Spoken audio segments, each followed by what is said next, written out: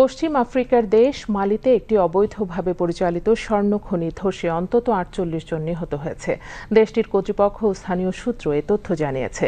সংবাদ সংস্থা এএফপির খবরে বলা হয়, মালি আফ্রিকার অন্যতম বৃহৎ স্বর্ণ উৎপাদনকারী দেশ হলেও অবৈধ খনি কার্যক্রমের কারণে প্রায়ই ভয়াবহ দুর্ঘটনা ঘটে।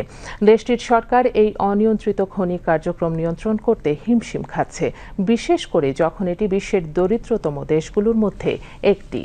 একজন পুলিশ কর্মকর্তার বরাত দিয়ে এএফপি জানিয়েছে, স্থানীয় সময় গতকাল সন্ধ্যা ৬টায় ধসের ঘটনায় নিহতের সংখ্যা ৪৮ জন। তিনি আরও জানান, কিছু হতাহত পানিতে পড়ে যায়, তাদের মধ্যে একজন নারীও ছিলেন যার পিঠে শিশু ছিল। একজন স্থানীয় কর্মকর্তা এবং কেনিয়েবার স্বর্ণ খনি শ্রমিকদের সংগঠনও নিশ্চিত করেছে, এই ধসে এখন পর্যন্ত ৪৮ জন মারা গেছে। একটি পরিবেশ সংস্থার প্রধান জানান, ধ্বংসস্তূপের নিচে আটকে পড়াদের সন্ধান চালানো হচ্ছে এবং উদ্ধার কাজ এখনো চলছে।